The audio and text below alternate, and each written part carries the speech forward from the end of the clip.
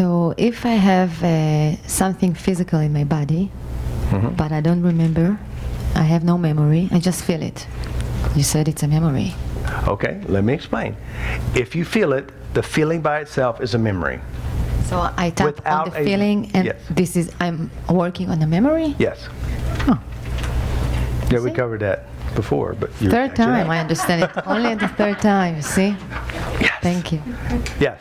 So again, yes, if you have a feeling in the body, the feeling by itself is a memory. You may not have a conscious recall of how it got there, but it's there and by itself is a memory. It goes back to the understanding that the brain is a metaphoric machine, which means you're using a pen today. You're writing down stuff. The writing down stuff on a piece of paper is a metaphoric expression of all the years of learning how to write, spell, and put things on a paper. So now you just write, and that's a metaphoric expression. Consciously, you're not going back saying, okay, what's an A, what's a B, and what's a C? You understand? So now the physical expression in the body is an unconscious metaphor of other things, but you don't have to know what the other things are. Someone else does, and that's your unconscious. It's kind of a question, but at some juncture when we're growing up and our parents are instructing us on one way or another, when I get older, I do it to myself. I assimilate that as no longer my parents, even though it's actually... You learned it. I'm saying it like it. I mean, it's the parents in my head, but it's me thinking when I attack myself, it's a memory of them, but I'm doing it to myself now. Exactly. So basically, let me explain this. It's very simple. Yeah, you have a job doing something, don't you? What kind of job? Writer. Huh? Writer. You're a writer. All right, so you're a writer, Chip. Now, so in order for you to be a writer, you have to have writing training. They teach you how to write, they show you how to put it on a piece of paper, and they show you how to create chapters, correct grammar, and all this stuff. All right, so now once you have it, that's just a program. All right? Now, when you go to the university called Chip's parents, now Chip's parents are just educators. Chip enrolled into this class, born into it, good job. You could have picked something better. You chose that one. Yeah. Right. So now here it is. You are learning how to act and perform in the world because of your educators.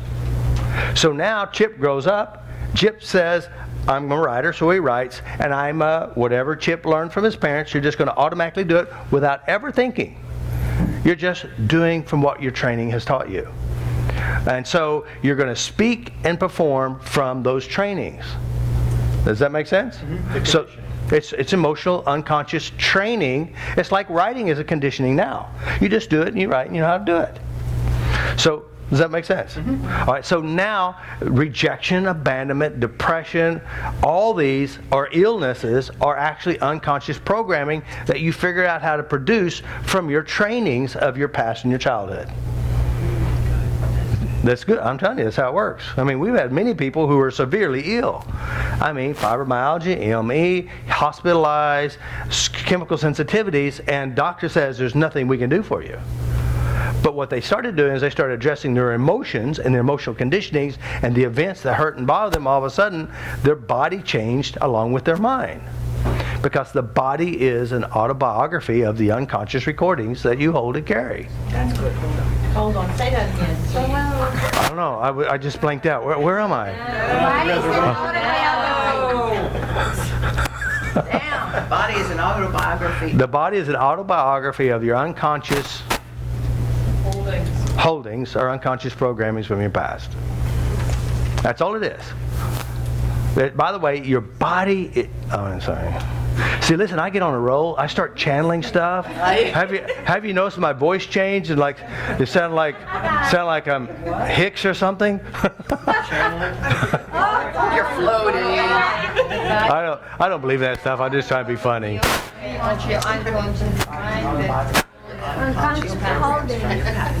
right, let's hear. We're gonna read it out to them. So tell them what it is. Your body is an autobiography of your unconscious programs from your past. Yeah. Your programs and holdings. Yeah. Yeah, holding. Now let me explain what the holdings are too. I know you have a question too. The holdings are anything and everything from your influences. So we have influences, TV influences, grandma influences, kid at the school, priest, rabbi, voodoo guy, boyfriend, girlfriend, brother, sister, aunt, uncle. Any exposure, your unconscious mind captures, organizes, sorts, and puts it somewhere. Oh, you got it? So then, all of a sudden, and this is the part of the mind that I put in this little circle here, and we call it the programmer, or the organizer. Now, by the way, it only organizes its data in which it captures, sees, hears, and feels, okay? Smells and tastes. So it organizes in its own unique style and way. Now, here's something interesting. When you're in this room, or when you're in any other situation, something happens, your unconscious will Google its own data and then tells you what to do and how to do it and how fast to do it. That's a good analogy. Wow, That's good very explanation. good. Google its own data. Googling, and it won't Google your data if it's in my head. Yeah. It's from your heart. It's only from my own school of understanding, trainings, and exposure to the world. All right? So now, this system is working at the unconscious level. It's automatically producing and also tilting, tainting, and distorting the world in which you operate from your own distortions, tilted points of view. That's why one person will be stressed out, the other one isn't. That's why some people say, Robert makes me feel bad. You know how many fathers I have been in many of these seminars? I'm your father, I'm your mother, I'm your ex-husband, I'm your little brother, and they all projecting because of my sweet, radiant personality, and you've had problems with people who are sweet and radiant. Hey, listen, you got to have a fantasy. You're going to have one. Pick a good one. So the truth is, we all distort the worlds from our own internal worlds. And so this is the weirdness. But here's the truth. When you want to know something about someone, notice what comes out of their mouth. What comes out of their mouth is about their world. What comes out of their mouth is about their own Googled stuff. It's about their own proof, their own references, and their own values. You understand that? Now, by the way, since I'm not a doctor, I'm not a foot doctor, I'm not a brain surgeon, but let's say I'm a dentist.